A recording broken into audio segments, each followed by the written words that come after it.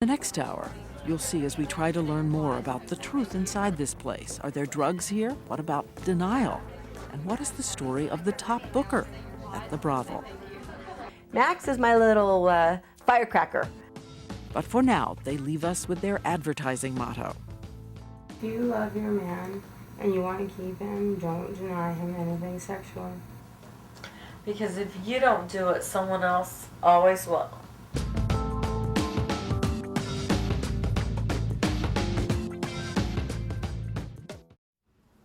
Here's just one story.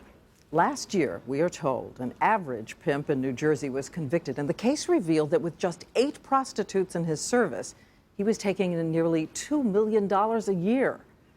We don't know how many are like him around the country, but we know there is a vast quantity of money being earned by prostitutes and passed on to pimps and traffickers. We're told by experts that more than 90% of the girls on the street are connected to a pimp. So we set out to learn more about the complex relationship of fear and dependence that keeps women earning money for these bosses by selling sex. And as we know, recently the idea of pimp as folk hero has become a kind of entertainment. The Oscar goes to... It's hard out here for a pimp. Oh my God. That historic, if dubious moment at the Oscars 2 years ago, when the Oscar-winning song was a tribute to the life of a pimp. You know it's hard out here for a pimp. He's trying to get his money for the rent. In fact, in a lot of American culture, the pimp is the hippest guy on the planet. Get a good look at a pimp.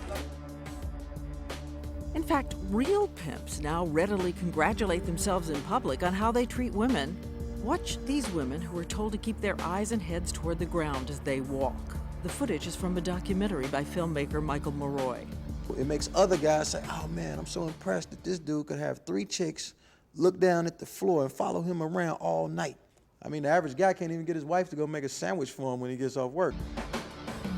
And before you think it's only the most abused or damaged girls who could be lured in, remember Danielle, who had emotional trouble, but was a middle-class college student. Her pimp started out, as they often do, acting as her boyfriend, best pal. It's like a cult where they brainwash you. In the beginning, it's as if they're training you like a dog. Was he dangerous? Oh, yes. He was very dangerous. Abusive? Very.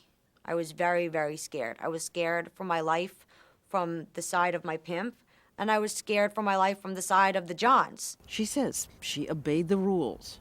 Basically, the rules were you can't talk to another girl from another pimp. If a pimp came to yell at you, you weren't allowed to look at them. You had to look down and walk away right away. And of course, the big one, the money comes first. Always get the money up front, because I did make that mistake one time and then I didn't get the money, and I got a very extremely violent beating for that. How much of the money would he take? All of it. All the money. He had everything. So you weren't making money, you weren't... No. When I wanted something, I got it. If I wanted a car, I got it. If I wanted a fur coat, I got it. If I wanted to go shopping, I got it. You couldn't grasp that you were a thing of value, or that sex was a thing of value? You know, I did grasp that, but it was like glamorous. People want me. Look how much money they're willing to give me for an hour of time.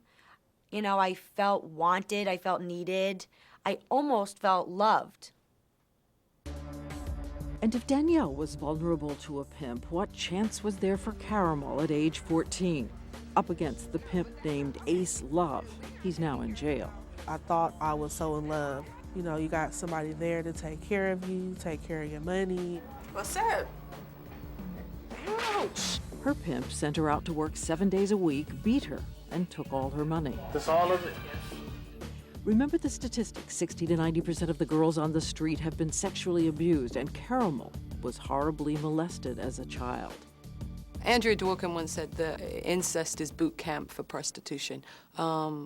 Sexual abuse changes how you feel about yourself, about others.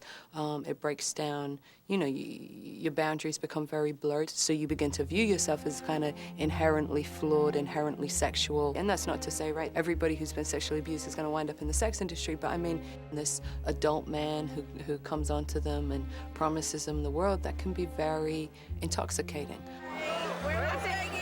That's Caramel with 4 other girls, and together they brought in an average of more than $10,000 a week for him. It's Las Vegas, New Year's Eve. They're laughing like any friends until watch their faces. He tells them it's time to go to work. Anybody don't act right or do right, I will. They respond, they say, feeling everything from terror to love. We can make the parallels with domestic violence. We don't expect all women who are in a domestic violence situation to be chained to a bed somewhere with a gun to their head. Danielle says, in the end, there may have been one thing she did not do that saved her. Did you do drugs? No, I was very fortunate. Very, very fortunate. It's another way pimps retain full control. We began to get more girls with us. A lot of them were addicted to drugs, and that was the way he kept them. They would... The way he kept them, he supplied Yes. it? Oh, yes. What Definitely. kind? What kind of drugs? Heroin, cocaine, mostly.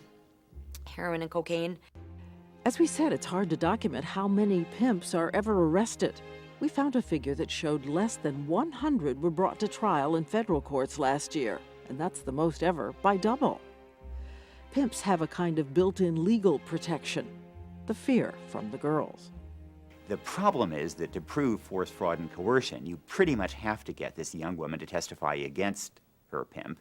And against her safety. And against her safety. Her life will be in jeopardy, that of her family will be in jeopardy. And also, there really is often an emotional bond in a very weird way between her and that pimp. Thank you, Daddy. Thank you, Barb. As we said before, we've spent 2 years working on tonight's report. So before we take a break, we thought we'd bring you up to date on some of the people you met in this hour. Let's begin with Danielle, the middle-class college girl who broke free of prostitution after 2 years with a pimp. She says it was her mother who helped by taking her away. And I thought to myself, what am I doing? This is not what I want. This is not me. She urges parents to keep trying with their daughters.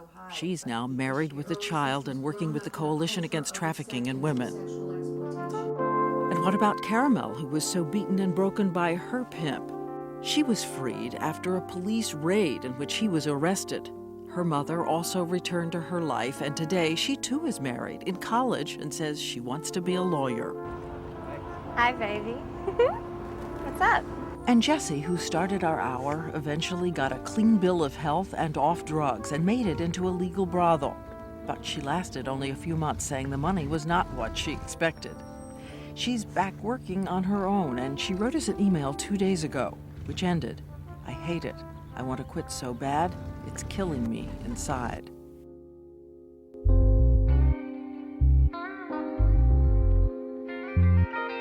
I don't see faces, and I only see cars, and I only think of money. When people ride by, they call you names, and you walk with your head down and you think everybody knows. You're just so ashamed of yourself. And before we take our break, there's one other couple we met.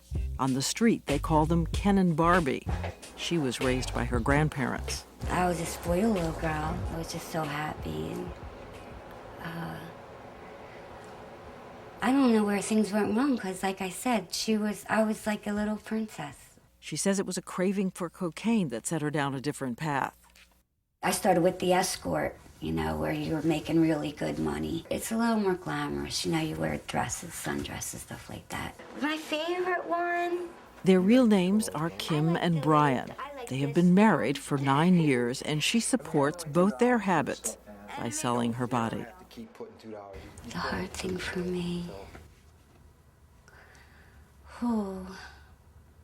Getting older, looking at yourself. When people ride by, they call you names. She says it is devastating, the humiliation by her customers, and for what she can charge. To me, it's $20. You can't buy a pack of cigarettes and get a piece of pizza with $20 nowadays. It just makes me so angry, and you know these guys have it. They've got really nice cars, and they got all this money in their wallet.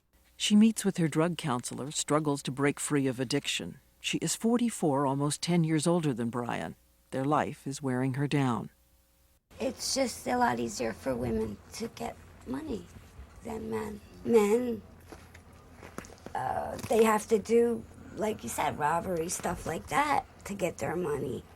And they wind up in jail. Girls have to, but see, girls, we lose our spirit, our souls. Yes. You know, we're just the shell. Yes. You know,